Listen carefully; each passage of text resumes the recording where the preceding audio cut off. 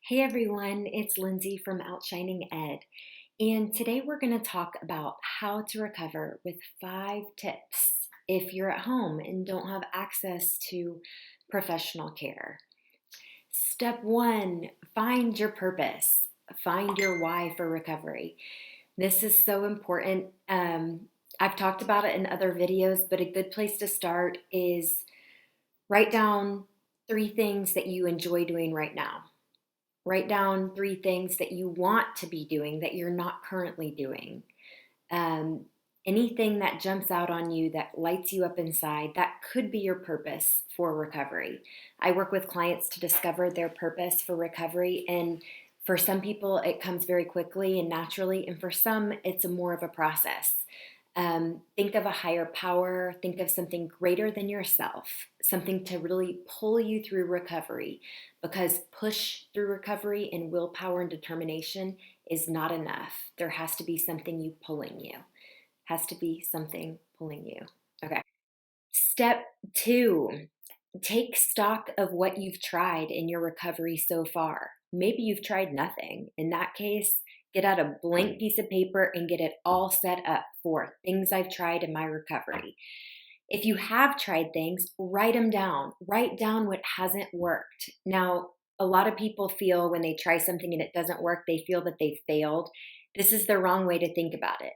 Think about it as a learning opportunity. There are things that work for some people and things that work for others, and then things that don't work for anybody. So, and I don't mean you'll never find anything that works, but certain things aren't helpful for certain people because we're all wired differently. So, write them down. Journaling. Tried it, it sucked. Write it on the list, write what you learned from it, and say, not going to try it again.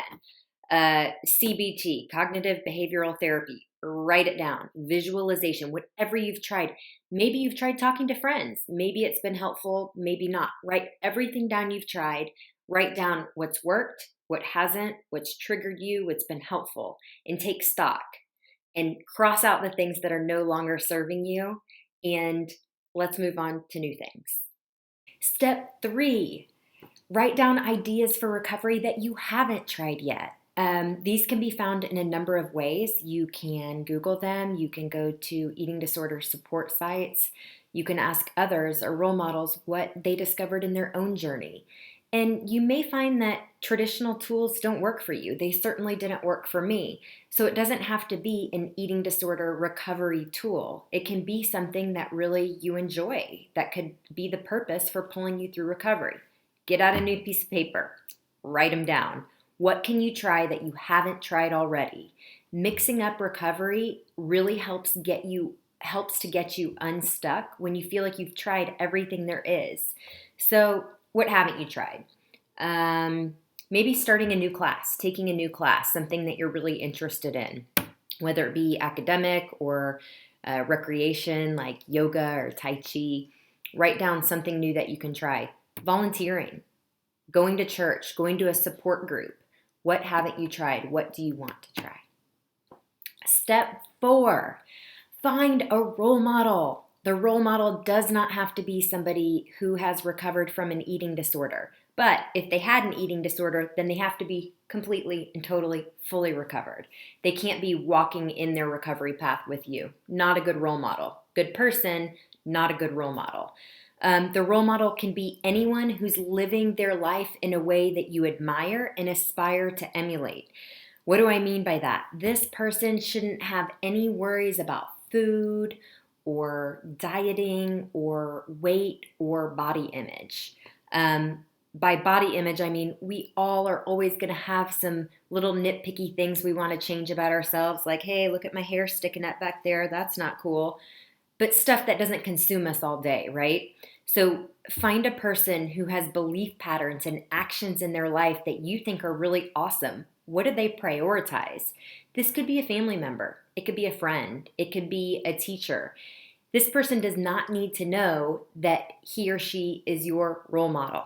Doesn't need to know. You can tell them, that's wonderful, but you can admire them from afar. It could be a personality that you really